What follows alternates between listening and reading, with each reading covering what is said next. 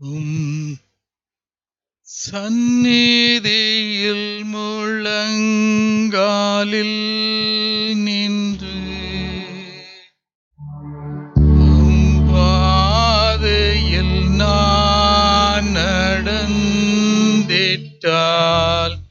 இன்னல் துன்பமே வந்தாலும் பின் திரும்பேனே. உம் சந்நிதியில் முழங்காலில் நின்று உம் பாதையில் நான் நடந்திட்டால் இன்னல் துன்பமே வந்தாலும் நான் பின் திரும்பேனே. ஆண்டவரே உமக்கு நன்றி. தகப்பனே உமக்கு ஸ்தோத்திரம்.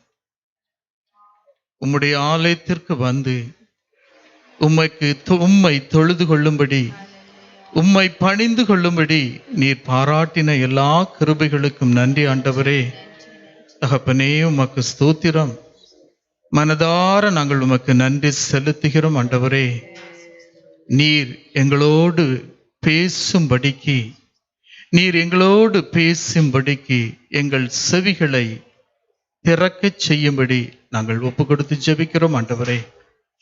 உம்முடைய வார்த்தைகள் விதைக்கப்படும் பொழுது ஆண்டவரே, எங்கள் செவிகள் திறக்கப்பட்டிருக்க மட்டும் ஆண்டவரே, அவைகள் எங்களுடைய இருதயத்தில் விழுந்து கனி கொடுக்கும்படி எங்களை நாங்கள் ஒப்பு கொடுக்கிறோம் ஆண்டவரே. நீர் மாத்திரம் மகிமைப்படும் தகப்பனே, நீர் மாத்திரம் மகிமைப்படும் ஆண்டவரே. இயேசுவின் நாமத்தில் நாங்கள் கெஞ்சி கேட்கிறோம் ஆண்டவரே. ஆமென். அல்லேலூயா. அல்லேலூயா சொல்லுவீங்களா? அவருடைய நாம மாத்திரம் மகிமை அடையட்டும். விசுவாசத்தினாலே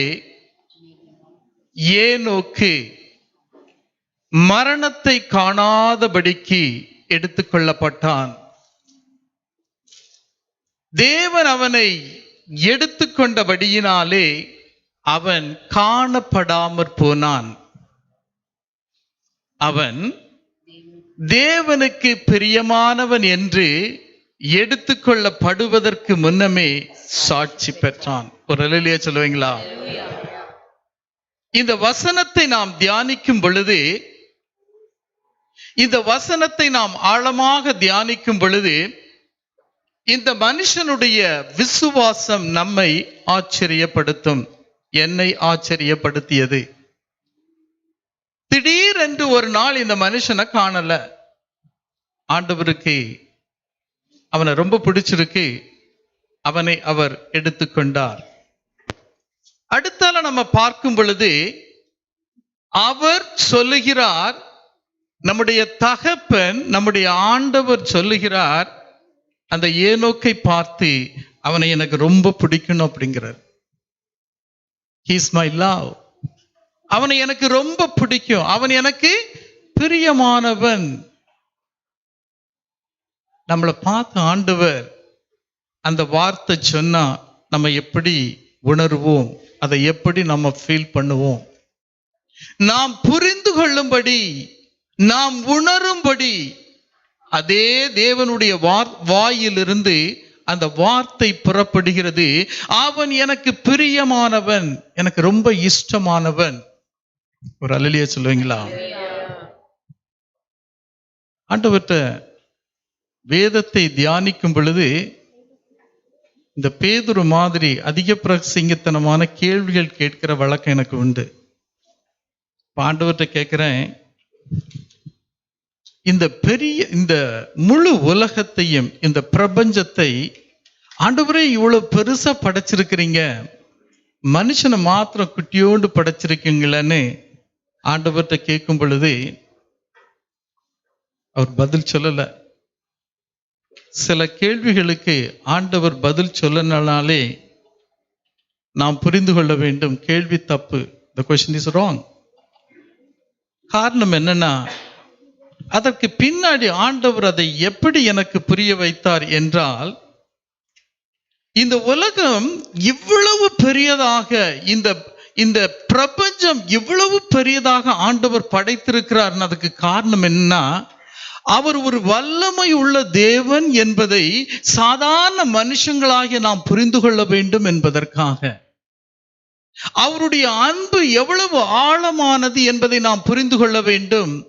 அவருடைய கிருபை எவ்வளவு ஆழமானது என்பதை நாம் புரிந்து கொள்ள வேண்டும். அநேக நேரங்கள்ல நாம அதை புரிந்து கொள்வதில்லை. ஆண்டவர் நம்மை அவ்வளவு ஆழமாக நேசிக்கிறார். ஆனாலும் அநேக நேரங்கள்ல நாம் வழி தவறி அவரை விட்டு ரொம்ப தூரத்துல போய்கிறோம். அப்ப ஆண்டவர் எப்படி ஃபீல் பண்ணுவாரு, அவருடைய இருதயம் எப்படி காணப்படும் என்கிற அந்த உணர்வு இல்லாமல் நாம் வாழ்ந்து கொண்டிருக்கிறோம். வேதத்தில் நாம் பார்க்கிறோம், தேவன் தம்முடைய ஒரே பேரான குமாரனை விசுவாசிக்கிறவன் எவனோ அவன் கெட்டு போகாமல் நித்திய ஜீவனை அடையும்படிக்கு அவரை தந்தருளி இவ்வளவாய் நம்மில் இந்த உலகத்தில் அன்பு கூர்ந்தார். ஒரு அல்லேலூயா சொல்லுவீங்களா? அவருடைய அன்பு அவ்வளவு ஆழமானது. அநேக நேரங்கள்ல பாடுகள் நம்மளை நெருக்கும் பொழுது நம்ம அவரை மறந்து போயிடுறோம். அப்புறம் நம்ம we just forget him. இந்த பிசாசு என்ன பண்ணி வச்சிருக்கிறான்னா, இந்த உலகத்தை ஒரு தாறு மாறாக மாற்றி வச்சிருக்கிறான். எங்க திரும்பினாலும் டிஸ்ட்ராக்ஷன். இந்த இருதயம், நம்முடைய சரீரம் தேவனால் ஆட்சி செய்யப்பட வேண்டும். நம்முடைய தகப்பன், நம்முடைய ஆண்டவர் இந்த இருதயத்தை ஆட்சி செய்ய வேண்டும். ஆனா என்ன நடந்துகிட்டு இருக்குன்னு பாத்தீங்கன்னா, இந்த உலகத்துல இன்டர்நெட், மொபைல், டெலிவிஷன், இந்த அருவருப்பான காரியங்கள் இந்த ஜனங்களுடைய இருதயத்தை ஆட்சி செய்து கொண்டிருக்கிறது. கொஞ்சம் யோசித்து பாருங்க. ஒரு வாரத்துல நாம் மொபைலுக்கு செலவிடக்கூடிய நேரம், உணவு அருந்துவதற்கு, அதை சமைப்பதற்கு செய்யக்கூடிய நேரம், கொஞ்சம் யோசித்து பாருங்க. அந்த டைமையும் தேவனுடைய பாதத்தில் நாம் அமர்ந்திருக்கிற டைமையும் ஒப்பிட்டு பார்க்கும் பொழுது நிச்சயமாக மற்ற காரியங்களுக்கு நாம் செலவிடக்கூடிய நேரம் ரொம்ப அதிகமாக காணப்படுகிறது. அநேக நேரங்களை நாம உணர்வற்றவர்களாக வாழ்ந்து கொண்டிருக்கிறோம். அந்த சமயத்துல ஏசப்பாவினுடைய இருதயம் எப்படி காணப்படும்? கொஞ்சம் யோசித்து பாருங்க. என் கூட இருக்கிறீங்களா? ஒரு அல்லேலூயா சொல்லுவீங்களா?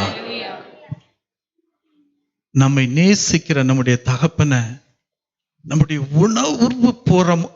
உணர்வு பூர்வமாக அவரை நம்ம நேசிக்க வேண்டும். அந்த அன்பை அவருக்கு நம்ம வெளிப்படுத்த வேண்டும். இந்த ஹாலிடே சமயத்துல ஒரு சகோதரனோடு பேசக்கூடிய ஒரு சான்ஸ், ஒரு சந்தர்ப்பம் கிடைத்தது. என்னுடைய ஃப்ரெண்டோட ஃப்ரெண்டு. அவர் சில காரியங்களை சொன்னாரு, ரொம்ப ஆச்சரியப்பட்டேன்.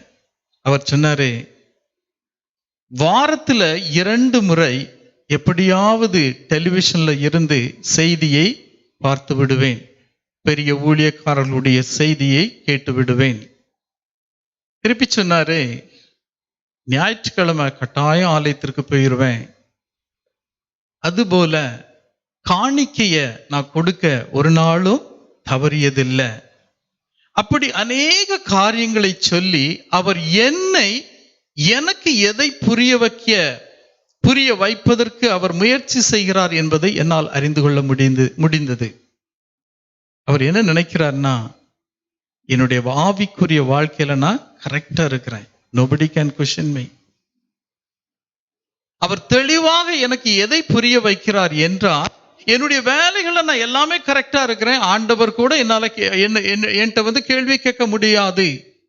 இந்த உலகத்தில் அநேக நாம் அப்படித்தான் நினைத்து கொண்டிருக்கிறோம். தேவனுடைய பாதத்தில் அமர்வதற்கு நமக்கு டைம் கிடையாது. ஆனா இந்த மனுஷனை பாருங்க, 300 வருடங்கள் இந்த ஏனோக்கு 300 வருடங்கள் பிழையில்லாத ஒரு வாழ்க்கையை வாழ்ந்துட்டு இருந்திருக்கிறான். அதனாலதான் ஆண்டவர் அவனை பார்த்து சொல்றாரு, அவன் எனக்கு பிரியமானவன். ஒரு அல்லேலூயா சொல்லுவீங்களா? அநேக நேரங்களை நம்ம என்ன நினைக்கிறோம் தெரியுமா? எல்லாம் கரெக்டா தானே போய்கிட்டு இருக்கு, எவ்ரிதிங் இஸ் கோயிங் வெல்.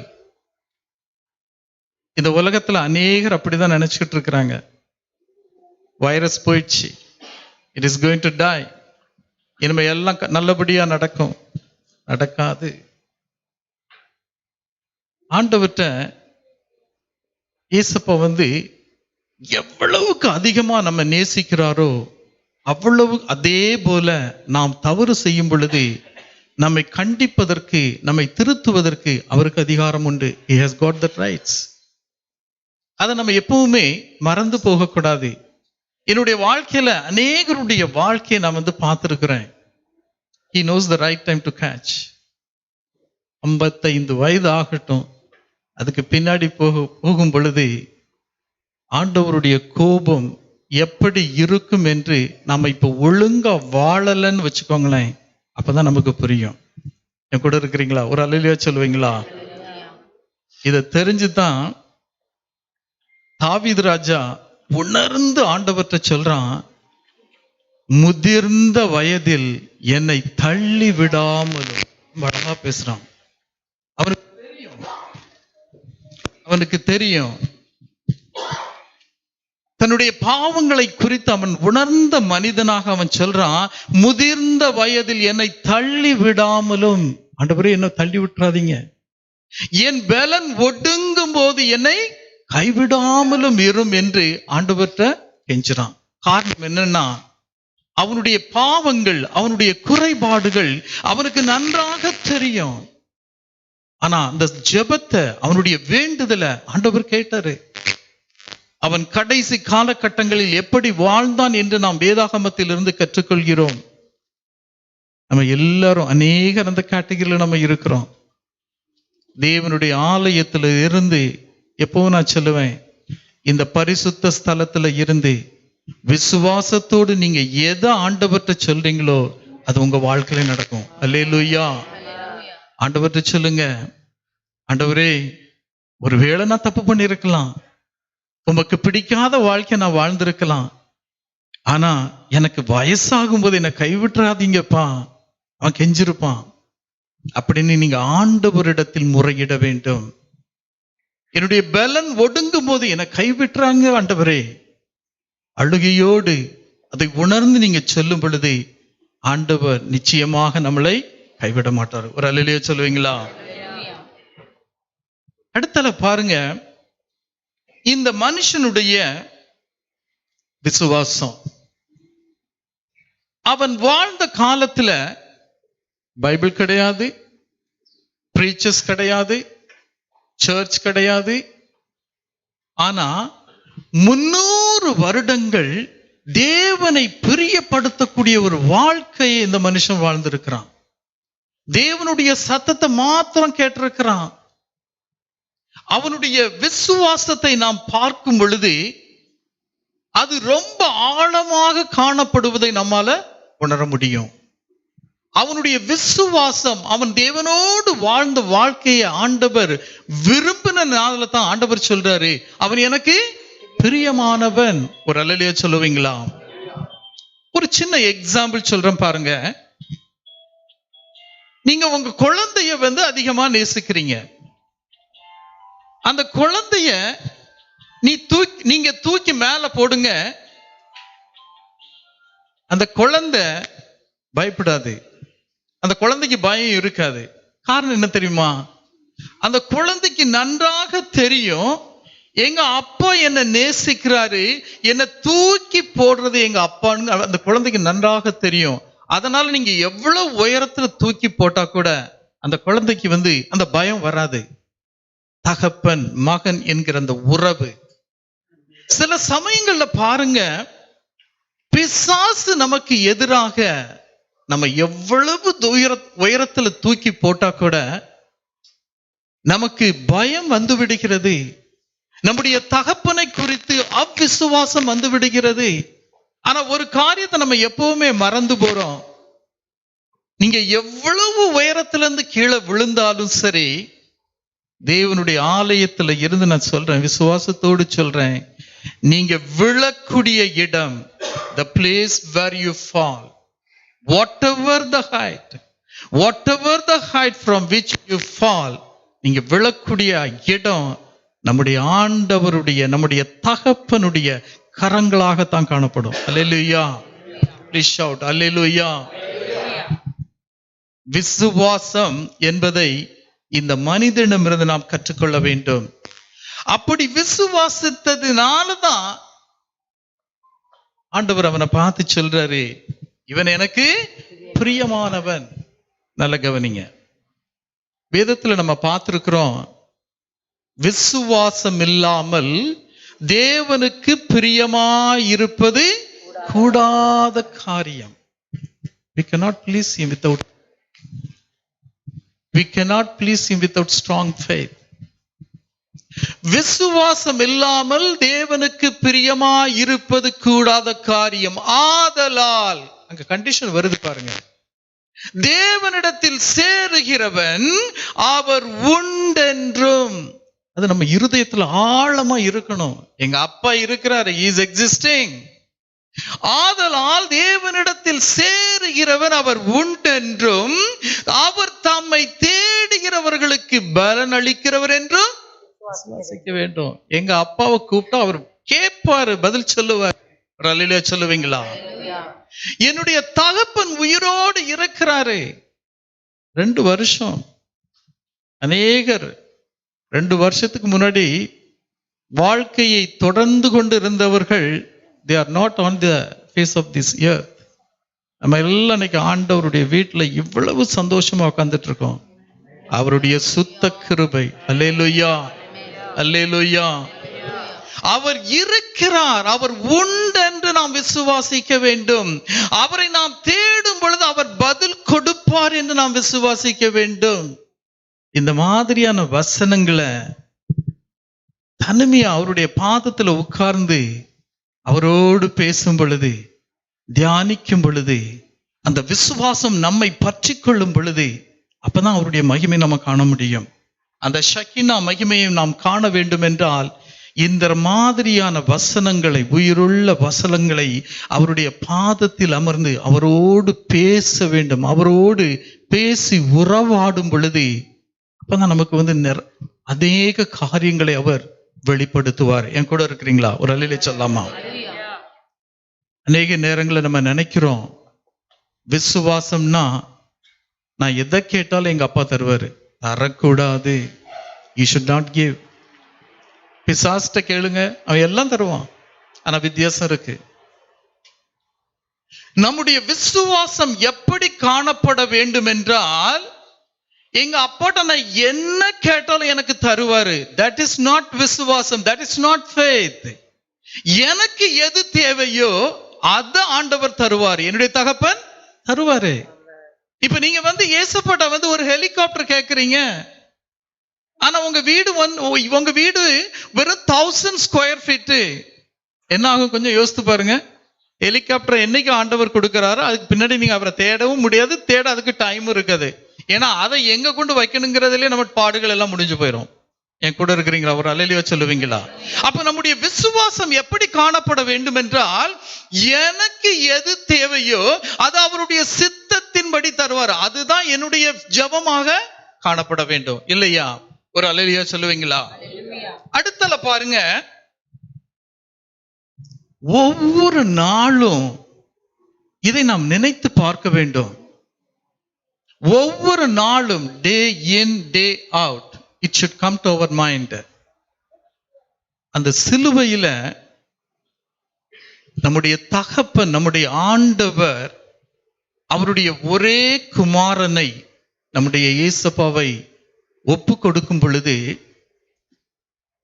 அவருடைய சரீரத்தில் உள்ள அந்த கடைசி சொட்டு இரத்தத்தை கூட நமக்காக விழ பண்ணாரு. நம்ம அதை யோசிக்கிறோமா? அது ஒரு செய்தியா நம்ம பார்க்கிறோம்.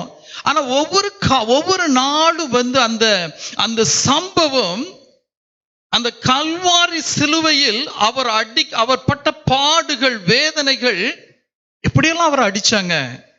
He did nothing. ஏன் அடிச்சாங்க? அதனாலதான் நம்ம இன்னைக்கு ஜீவனோடு காணப்படுதோம் இல்லையா? அது நம்முடைய சிந்தைக்கு வர வேண்டும். அதை நினைச்சு நம்ம ஆண்டவருக்கு நன்றி செலுத்த வேண்டும். அவர் நமக்கு செய்த காரியங்களை நம்ம யோசித்து பார்க்கும் பொழுது, பிதா நம்ம மேல வச்சிருக்கிற அன்புனாலதான் அந்த கடைசி துளி அந்த ரத்தம் கூட என் பிள்ளைக்கு விழ வேண்டும் என்கிற வைராக்கியத்தை, நம்ம மேல வச்சிருக்கிற அன்பை அவர் காட்டுனதுனாலதான் இன்னைக்கு நானும் நீங்களும் நம்முடைய குடும்பம் பாதுகாப்பாக இந்த பூமியில இருந்துட்டு இருக்கு இல்லையா? ஒரு அல்லேலூயா சொல்லுவீங்களா? அல்லேலூயா. ஒவ்வொரு நாளும் நாம் அவரை தேட வேண்டும். அவருடைய பாதத்தில் நாம் அமர வேண்டும். அவருடைய பாதத்தில் நாம் அமர வேண்டும். தேடுங்கள், அப்பொழுது கண்டடைவீர்கள். தேடுகிறவன் எவனும் பெற்றுக் கொள்கிறான், கண்டடைகிறான். வேதத்துல நம்ம பார்க்கிறோம், கர்த்தரை தேடுகிறவர்களுடைய இருதயம் மகிழும். இன்னைக்கு நாம வந்து அநேக பாடுகள், பிரச்சனைகள் எல்லாம் நம்ம கடந்து போறோம். ஆனாலும் நம்முடைய இருதயத்துக்குள்ள அந்த சமாதானத்தை ஆண்டவர் வச்சிருக்கிறார் இல்லையா? ஒரு அல்லேலூயா சொல்லுவீங்களா? கர்த்தரை தேடுகிறவர்களுடைய இருதயம் மகிழும். நித்தமும் அவருடைய சமூகத்தை தேடுங்கள் என்று வேதம் சொல்லுகிறது. ஆமென் சொல்லுங்க. நித்தமும் அவருடைய சமூகத்தை தேடுங்கள். நாம் அவரை தேட வேண்டும். ஒருவேளை நீங்க அவரை தேடலன்னு வச்சுக்கோங்களேன், அவருடைய பாதத்தில் அமரக்கூடிய அந்த பழக்கம் இல்லைன்னு வச்சுக்கோங்களேன், உங்களுக்கே தெரியாது உங்களுடைய ஆவிக்குரிய வாழ்க்கை கொஞ்சம் கொஞ்சமா மடிந்து கொண்டு இருக்கும்.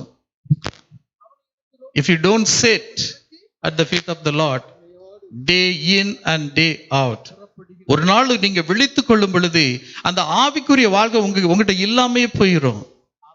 தேவனுடைய பிள்ளைகளுக்கு தேவனுடைய பாதத்தில் அமரக்கூடிய அந்த பழக்கம் இல்லைன்னு வச்சுக்கோங்களேன், ஒரு நாள் காணாம போயிடும். வழக்கத்துல பொதுவா அப்படி சொல்லுவாங்க, கவனிச்சிருக்கிறீங்களா? எல்லாம் தலைக்கு மேல போயிடுச்சு அப்படிம்பாங்க. இந்த விரக்தியில சொல்லக்கூடிய வார்த்தை, நீங்க எதெல்லாம் தலைக்கு மேல போயிடுச்சுன்னு நினைக்கிறீங்களோ அது எல்லாம் நம்ம தகப்பனுடைய காலுக்கு கீழே இருக்கு. ஒரு அல்லேலூயா சொல்ல மாட்டீங்களா? Whatever the things you think above your head, they are all under the feet of our Father. நம்முடைய தகப்பனுடைய கால்களுக்கு கீழே தான் இருக்குது. இது ஒண்ணுமே கிடையாது, அவருக்கு இது ஒண்ணுமே கிடையாது. என் கூட இருக்கிறீங்களா? ஒரு அல்லேலூயா சொல்லுவீங்களா? இந்த வெதர்க்குல ஏதா சீடு, அநேக நேரத்துல நான் ஆச்சரியப்பட்டது உண்டு. ஒரு சாதாரண விதைய கூட ஆண்டவர் எவ்வளவு ஞானமா படைச்சிருக்கிறார் பாருங்க. ஒரு விதையை எடுத்து நீங்க மண்ணுல போட்டீங்கன்னா மறுநாளே அது முளைக்கும். It will sprout. ஒரு விதையானது எந்த மண்ணில் விழ வேண்டும், அது எந்த மாதிரியான மரமாக வளர வேண்டும், எந்த மாதிரியான இலைகளை அது கொடுக்க வேண்டும், எவ்வளவு காரியங்கள் பாருங்க. எந்த மாதிரியான கனிகளை அவைகள் கொடுக்க வேண்டும், எல்லாத்தையும் அந்த விதைக்குள்ள அவ்வளவு சாஃப்ட்வேரா ஆண்டவர் உள்ள வச்சிருக்கிறாரு. ஆனா நானும் நீங்களும் அந்த விதையோடு ஒப்பிட்டு பார்க்கும் பொழுது, ஒரு விதையை ஆண்டவர் இப்படி படைத்திருந்தால் உங்களையும் என்னையும் ஆண்டவர் நம்ம எந்த நிலையில் வைத்திருக்க வேண்டும் என்பதை நாம் உணர வேண்டும். நாம எல்லாமே விசேஷித்தவர்கள் தேவனுடைய பார்வையில். ஒரு அல்லேலூயா சொல்லுவீங்களா? எப்படி அந்த விதையானது ஆண்டவர் அந்த அவ்வளவு ஞானத்தோட படைத்திருக்கிறாரோ, அது அவருடைய சித்தத்தின்படி அந்த மண்ணுல விழுந்தவன முளைக்கிறதோ, அதுபோல தேவனுடைய வார்த்தைகள் நம்முடைய இருதயத்துல விழும் பொழுது, நம்முடைய இருதயத்துல விதைக்கப்படும் பொழுது அதை நாம் வளர விட வேண்டும்.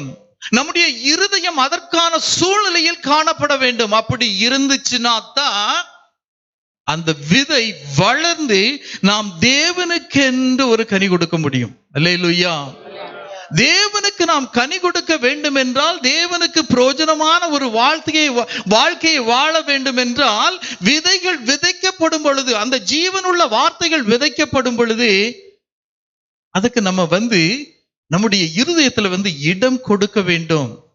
இந்த ஏனோக்கு 300 வருடங்கள் தேவனுடைய சத்தத்தை அவ்வளவு கவனமாக கேட்டுக்கொண்டிருந்திருக்கிறான். இருந்ததுனாலதான் ஆண்டவர் அவனை பார்த்து சொல்றாரு, அவன் எனக்கு பிரியமானவன், ரொம்ப இஷ்டம். ஆண்டவர்கிட்ட சொல்லுங்க, ஆண்டவரே உம்முடைய வார்த்தைகள் உம்முடைய வேதத்தில் உள்ள மகத்துவமுள்ள வார்த்தைகள் என்னுடைய இருதயத்துல விதைக்கப்பட வேண்டும். ஆமென் சொல்ல மாட்டீங்களா? ஆமென். நீதிமான் விசுவாசத்தினாலே நீதிமான் பிழைப்பான். எத்தனை தடவை ஆண்டவர் நம்மளை பார்த்து சொல்லி இருக்கிறாரு, எத்தனை முறை சொல்லி இருக்கிறாரு, நான் இல்லைன்னா உங்களால ஒன்னும் செய்ய முடியாது. Your life is nothing without me. You can do nothing without me. இதை நாம் நம்முடைய இருதயத்திற்கு கற்றுக் கொடுக்க வேண்டும். நம்முடைய இருதயத்தை பார்த்து ஒவ்வொரு நாளும் நாம சொல்லணும், எங்க அப்பா போதும், உன்னால ஒன்னும் பண்ண முடியாது. அந்த உணர்வு நம்மில் விதைக்கப்பட வேண்டும். ஆண்டவர் ரொம்ப அழகா சொல்வார் இந்த வார்த்தைய, என்னை அல்லாமல் உங்களால் ஒன்றும் செய்யக்கூடாது. செய்யாதீங்கன்னு அவர் சொல்லவே இல்லை. நாம் புரிந்து கொள்ள வேண்டும் என்பதற்காக என்னை அல்லாமல் உங்களால் ஒன்றும் செய்ய you cannot do it. ஒருவேளை நம்ம செய்தோம்னு வச்சுக்கோங்களேன், அதனால எந்த பிரயோஜனம் இருக்காது. ஒரு அல்லேலூயா சொல்லுவீங்களா? ஒரு அருமையான ஒரு கதை, எனக்கு ரொம்ப பிடிச்ச ஒரு கதை. ஒரு வீடு பற்றி எரிகிறது.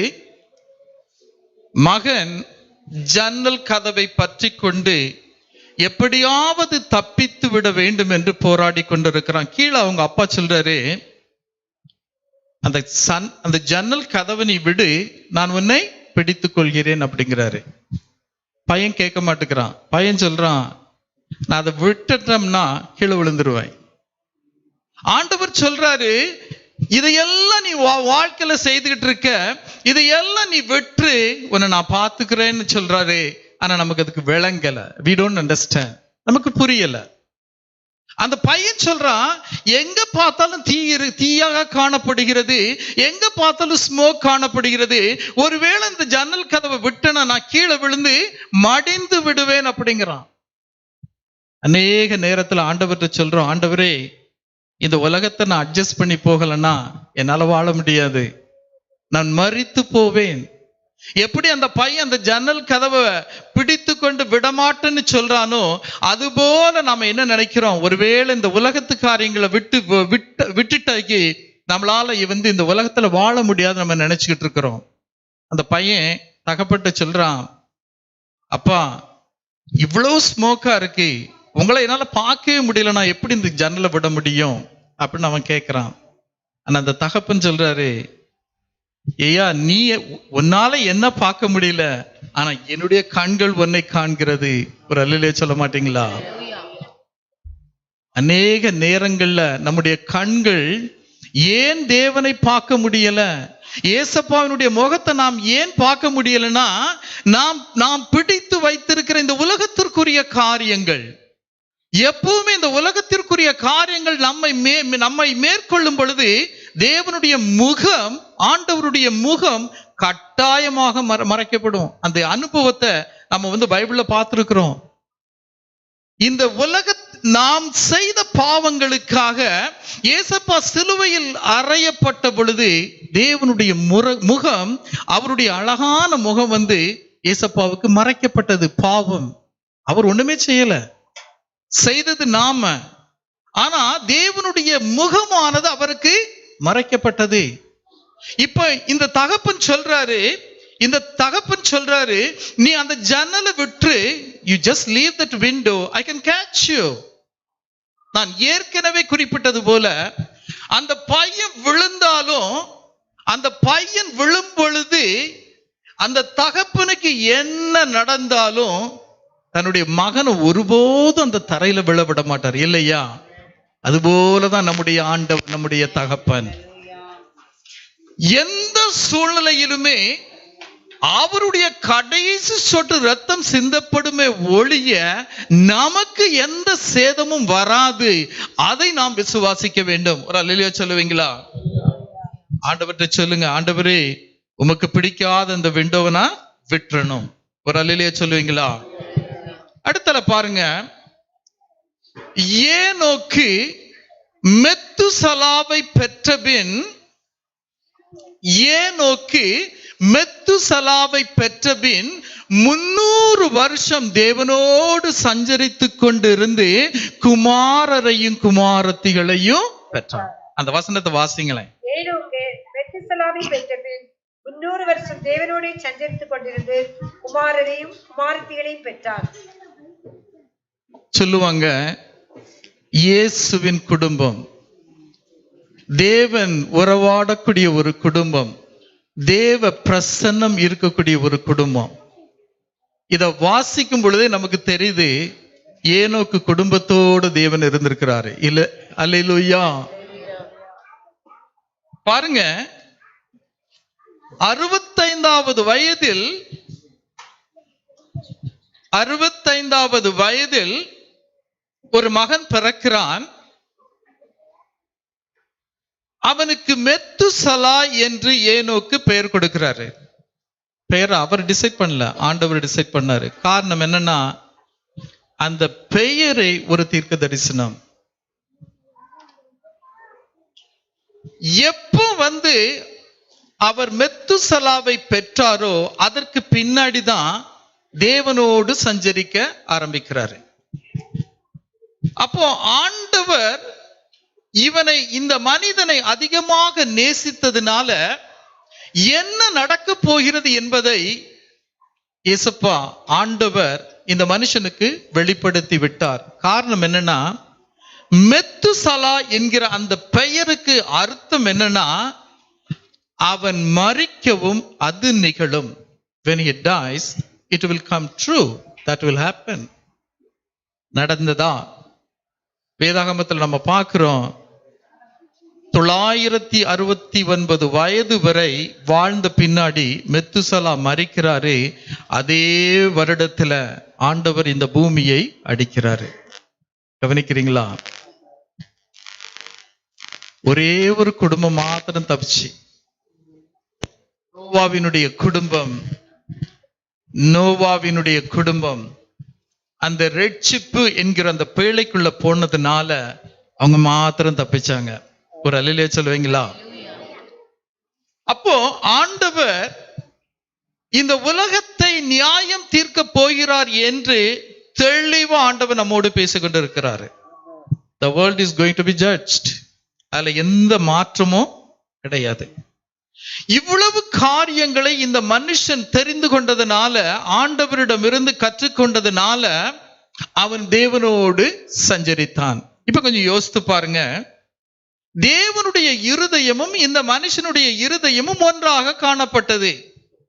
அதனாலதான் வேதம் நம்மளை பார்த்து ஒரு கேள்வி கேட்கிறது, 2 பேர் ஒருமனப்பட்டிருந்தால் ஒழிய ஒருமித்து நடந்து போவார்களோ?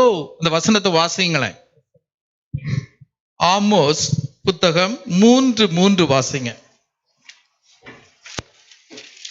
2 பேர் ஒருமனப்பட்டிருந்தால் ஒழிய ஒருமித்து நடந்து போவார்களோ?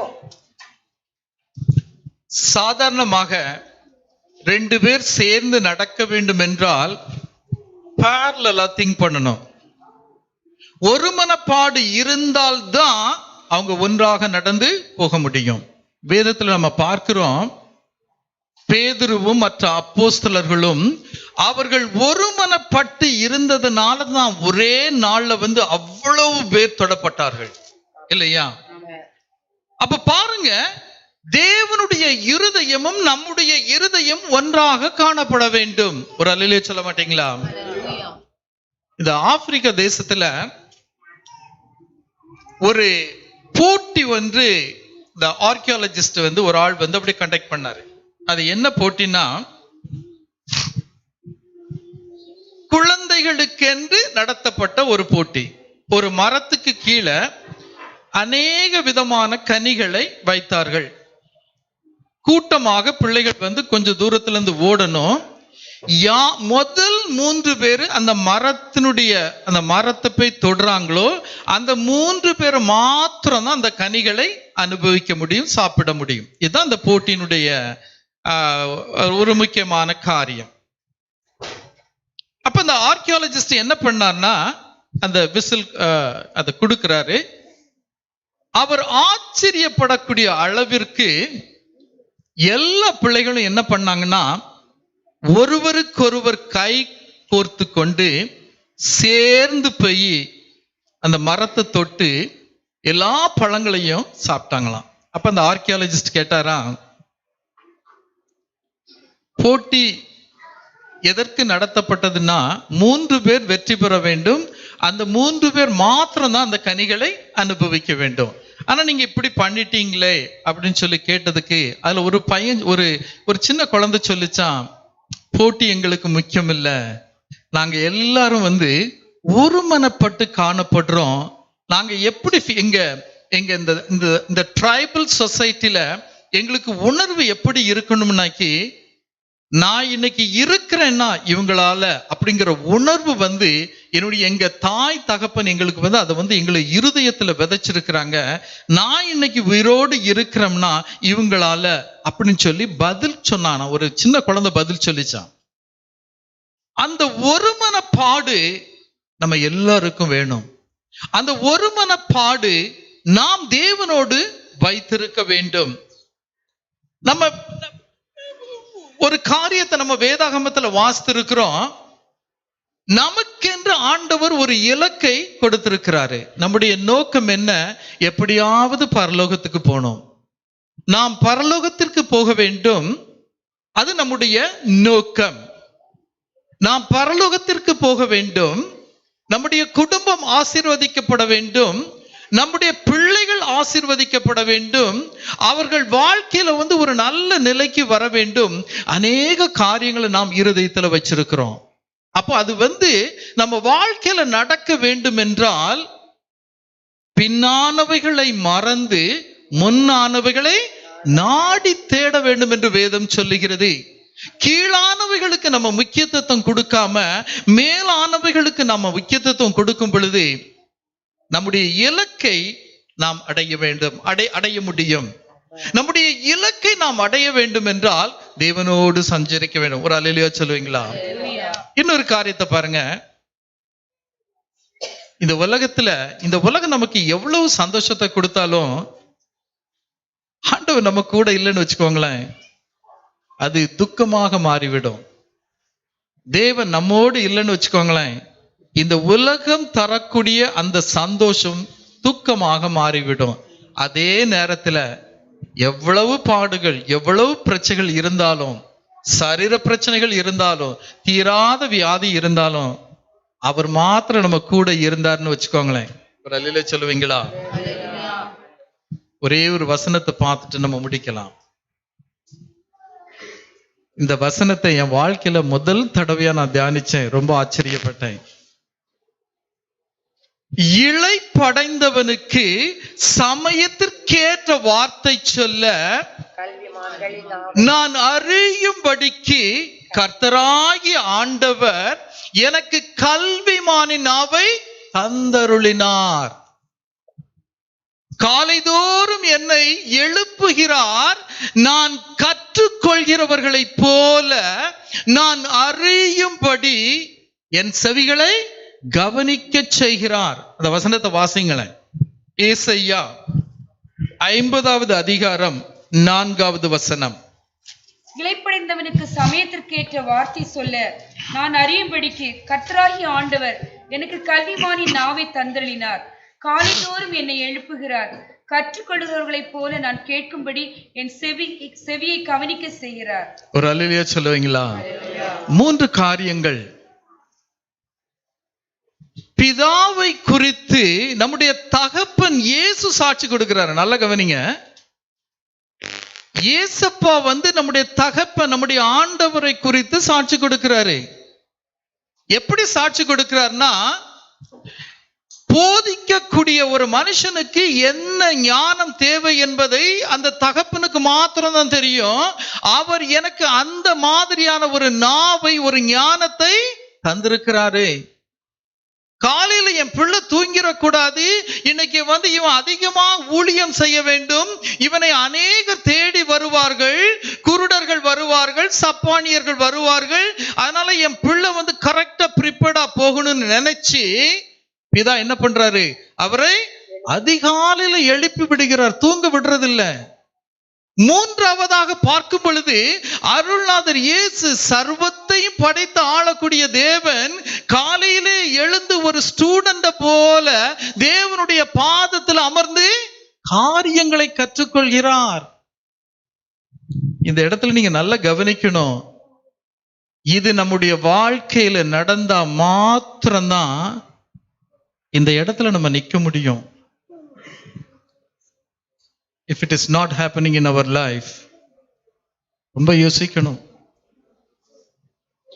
எதை செய்தாலும் உணர்வோடு நாம் செய்ய வேண்டும். இந்த இடத்தினுடைய மகிமை என்னன்னு தெரியாம தன்னுடைய தகப்பன் என்ன செய்கிறார் என்பதை ஏசப்பா சாட்சி கொடுக்கிறாரு. அப்ப ஏசப்பா எல்லாவற்றையும் இருந்து தன்னுடைய பிதாவினிடத்தில் இருந்து கற்றுக்கொண்டு அவருடைய அனுமதியோடு என்ன பண்றாரு, ஊழியத்தை செய்யறாரு. கண் தெரியாதவன் அவரை தேடி வந்தான். பருதிமேங்கிற குருடன் அவரை தேடி வந்தான். பெரும்பாடுள்ள ஸ்திரீ அவரை தேடி வந்தா. நூற்றுக்கு அதிபதி அவரை தேடி வந்தான். ஆனா கொஞ்சம் யோசித்து பாருங்க, வந்தவங்க யாருமே ஏமாற்றமாக திரும்பி போகல. ஒரு அல்லேலூயா சொல்ல மாட்டீங்களா? ஆண்டவர் தெளிவா உங்ககிட்ட பேசுறாரு, நீங்க வீட்டுக்கு போகும் பொழுது ஏமாற்றமாக போக மாட்டீங்க. அல்லேலூயா. அப்போ தேவனுடைய இயேசப்பாவினுடைய ஊழியத்தை ஆண்டவர் ஏன் ஆசீர்வதித்தார்னா காரணம் என்னன்னா, இயேசப்பா தேவனோடு சஞ்சரித்தாரு. சில சமயங்கள்ல நான் கேட்டிருக்கிறேன், பெரிய ஊழியக்காரங்கள் கூட சொல்லுவாங்க, ஒரே ஒரு வசனம் போது நாள் முழுவதும் பேசிக்கிட்டு இருப்பேன். முதல்ல பேசக்கூடாது, பேசவும் முடியாது. You should not talk, you cannot talk. தேவனுடைய அனுமதியோடு தேவனுடைய பாதத்தில் அமர்ந்து வார்த்தைகளை பெற்றால் ஒழிய இந்த இடத்துல நம்ம நிக்க கூடாது. இந்த இடத்துல ஃப்ரீயா ஒரு ஆள் நிக்கணும்னா நம்முடைய தகப்பன் இயேசு மாத்திரம் தான் நிற்க முடியும். நமக்கெல்லாம் தகுதியே கிடையாது.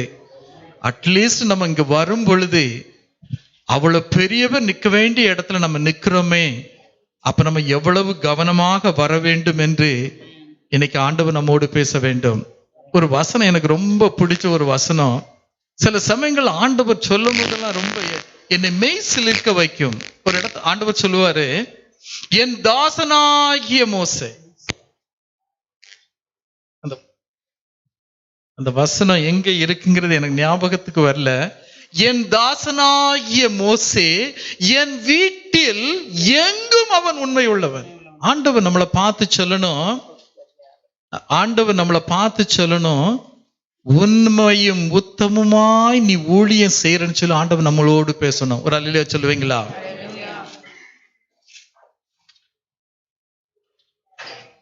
கடல்ல இருந்து ஒரு சொட்டு தண்ணி அதை நம்ம எடுத்தோம்னா அது குறையுமா குறையாதா? குறையும், கட்டாயம் குறையும். எவ்வளவு குறையும்னா அந்த ஒரு சொட்டு குறையும். கடல்ல இருந்து ஒரு சொட்டு தண்ணீரை எடுக்கும் பொழுது கட்டாயம் குறையும். அந்த ஒரு சொட்டு தண்ணீரை நீங்க உள்ள போடும் பொழுது அது நிறைவை பெறுகிறது. அப்போ ஆண்டவருக்கு நாம் செய்யக்கூடிய ஊழியம் அந்த ஒரு சொட்டு தண்ணி மாதிரி. அவர் செய்த காரியத்தை, அவர் நமக்கு செய்த தியாகத்தை ஒப்பிட்டு பார்க்கும் பொழுது நாம் ஆண்டவருக்கு செய்யக்கூடிய அந்த ஊழியம் ஒரு டிராப் மாதிரி. அதை நாம் எவ்வளவு கண்ணும் கருத்துமாக செய்ய வேண்டும். அப்படி நம்ம செய்ய தவறும் பொழுது ஆண்டவர் வேதனைப்படுவார் இல்லையா? அவருடைய பாதத்தில் இருந்து வார்த்தைகளை பெற்றுக்கொள்ளாமல் நான் இங்க உங்ககிட்ட எதையோ பேசி செல்கிறேன் என்றால் அவரை நாம் துக்கப்படுத்துகிறோம். we make him feel sad. அவரை நாம் துக்கப்படுத்துகிறோம். அப்படி செய்தா என்ன நடக்கும்? அது நமக்கு ஆண்டவர் புரிய வைப்பாரு. என் கூட இருக்கிறீங்களா? ஒரு அல்லேலூயா சொல்லுவீங்களா? அதனாலதான் வசனம் சொல்லுகிறது, நீ கர்த்தரிடத்தில் பெற்ற ஊழியத்தை நிறைவேற்றும்படி கவனமாயிருப்பாயாக. கொலோசியர் 4:17 வாசிங்களேன்.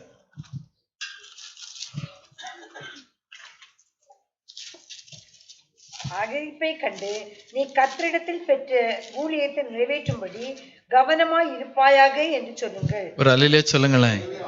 இந்த வார்த்தையை நாம் கனப்படுத்த வேண்டும். இதை ஏனோக்கு செய்தான். வேதாகமம் கிடையாது, ஆலயம் கிடையாது. ஆனா 300 வருடம் தேவன் தனக்கென்று கொடுத்த அந்த சின்ன ஊழியத்தை, அந்த தீர்க்க தரிசன ஊழியத்தை அவன் பிழை இல்லாமல் செய்தனால்தான் ஆண்டவர் அவனை பார்த்து சொல்றாரு, இவன் எனக்கு பிரியமானவன். ஒரு ஆமென் சொல்லுங்களேன். வேதத்துல நம்ம பார்க்கிறோம், தேவனுடைய வாக்குத்தத்தங்கள் இயேசு கிறிஸ்துவுக்குள் ஆம் என்றும் அவருக்குள் ஆமென் என்றும் இருக்கிறதே. நான் யோசித்து பார்த்தேன், இருக்கிறதுன்னு சொன்னா, இருக்கிறது என்று சொன்னா என்ன வித்தியாசம் இருக்கு அப்படின்னு யோசித்து பார்த்தேன். வித்தியாசம் இருக்கு. there is a difference. தேவனுடைய வாக்குத்தத்தங்கள் இயேசு கிறிஸ்துவுக்குள் ஆம் என்றும் அவருக்குள் ஆமேன் என்றும் இருக்கிறது என்றால் இட்ஸ் an information, ஒரு செய்தி தான். ஆனா இருக்கிறதே என்ற அந்த வார்த்தை ஏன் அப்படி எழுதப்பட்டிருக்கிறது என்றால், உங்களுக்கு இன்னும் புரியலையா என்று ஆண்டவர் நம்மளை பார்த்து கேட்கிறது. உங்களுக்கு இன்னும் புரியலையான ஆண்டவர் நம்மளை பார்த்து கேட்கிறாரு. நம்முடைய பாடுகள், நம்முடைய பிரச்சனைகள், நம்முடைய வேதனைகள், கஷ்டங்கள் எல்லாத்தையும் நம்ம பார்க்கிறோம். ஆனா திடீரென்று அவ்விசுவாசம் நம்மை ஆட்கொண்டு விடுகிறது. அதனாலதான் அந்த வார்த்தை அப்படி முடிகிறது, இருக்கிறதே. Why don't you understand this? ஆண்டவர் நம்மளை பார்த்து கேட்கிறாரு. அநேக காரியங்கள் பேசுவதற்கு உண்டு. ஆனாலும் தேவன் உங்கள் எல்லாரையும் ஆசீர்வதிப்பாராக. ஆமேன்.